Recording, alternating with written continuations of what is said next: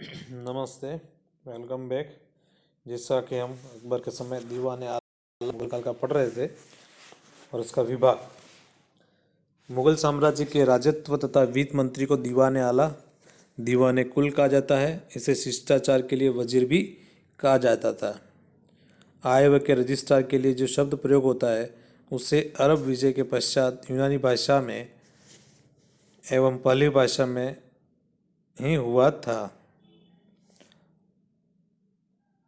सल्तनत काल में दीवान वजारत विभाग में राजस्व, वित्त एवं सैनिक विभाग सम्मिलित थे।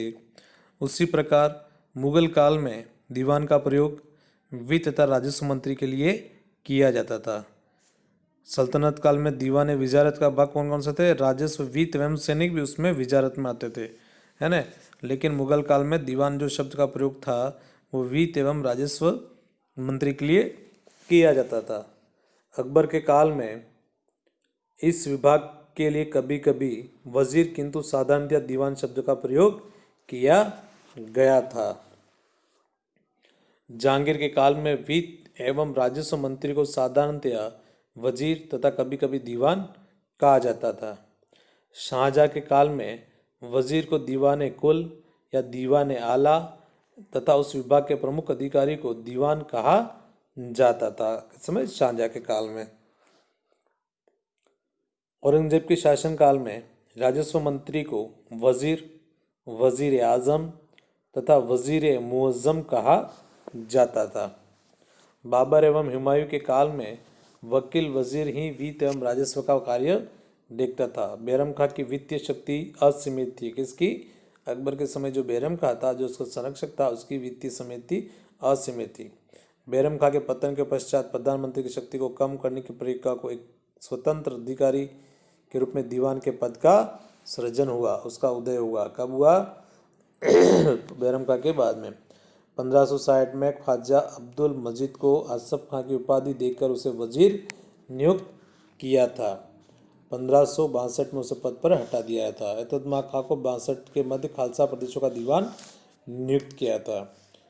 1563 में अकबर ने वकील के अधिकार से वित्तीय विभाग को अलग कर मुजफ्फर खां को दीवान कुल या वजीर के पद पर नियुक्त कर खालसा एवं जागीर के प्रदेश उसके अधीन कर दिए थे। कुछ महत्वपूर्ण बातें भी हैं, जैसे 1554 में अब्दुल रहीम खाना को खानकानी की उपाधि दी। 1575 में फतेहपुर सकरी में इबादत खाने का निर्माण हुआ। 1581 में दीन इलाही की स्थापना हुई। 1563 में व्यक्तिगत कर पर रोक लगी। 64 में जजिया कर समाप्त कर दिया और 71 में फतेहपुर सिकरी राजधानी घोषित की, जो 1585 तक चलती रही। मुजफ्फर खां की संस्तुति पर अकबर ने शेख अब्दुल नबी को सद्र नियुक्त किया। किसको?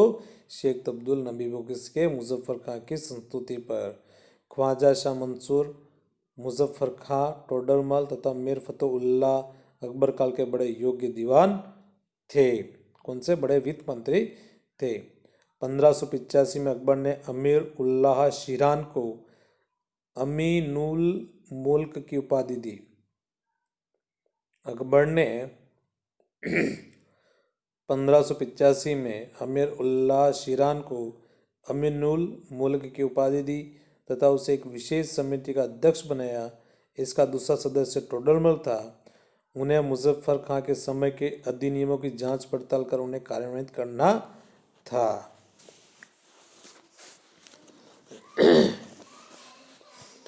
और मृत्यु के कुछ माह पूर्व अकबर ने शाहजादा सलीम को दीवान के विभाग के देख के लिए नियुक्त किया।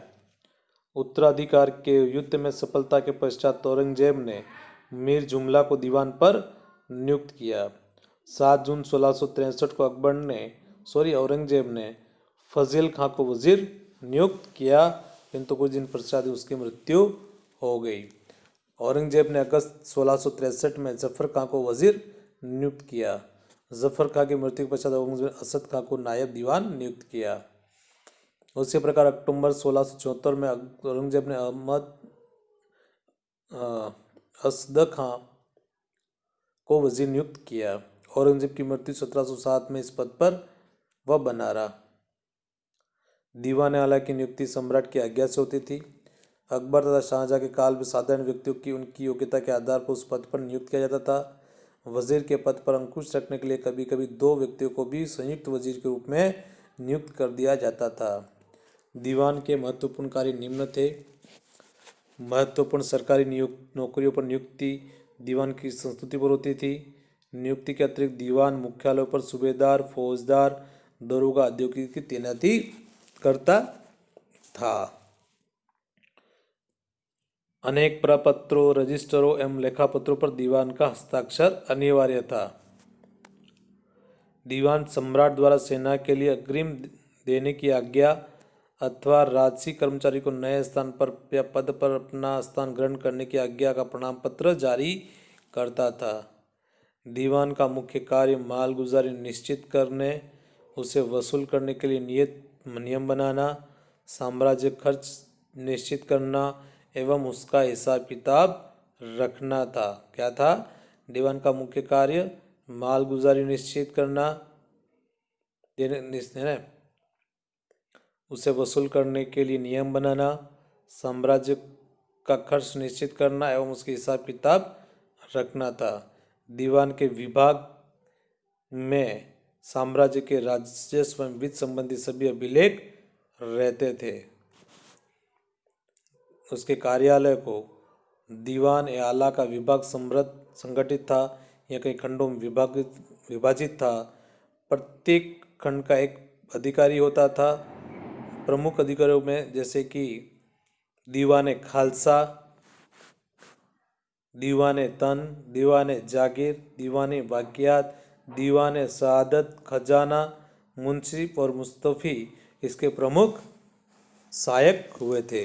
दीवाने खालसा उसका प्रमुख कार्य खालसा भूमि का प्रशासन करना था। दीवाने तन बख्शी से प्राप्त सभी मनसबदारों की सूची तथा उसके वेतन एवं जागीर तैयारी करने का काम था। मुस्तफ़ी का काम मुगल साम्राज्य का ऑडिटर जनरल था। उसका विभाग कई खंडों में जैसे आमिलों से संबंधित अग्रिम धन की वसूली, लगान, खजाना, नकद वेतन, जागीर इत्यादि बटा हुआ था। मुस्तफ़ी आमिलों की बकाया रकमों की सूची, आवश्यक कार्यवाही एवं दीवान के सम्मुख रखता था। यह जिसको जनरल ऑडिटर भी बोलते हैं। और दीवाने बकियात वजीर के अधीन कार्य करता था। दीवान के अधीन अवराजवीर था जो नित्य के आमदनी एवं खर्चों का हिसाब रखता था। ये काम थे दीवाने वजीर के, दीवाने आला। धन्यवाद।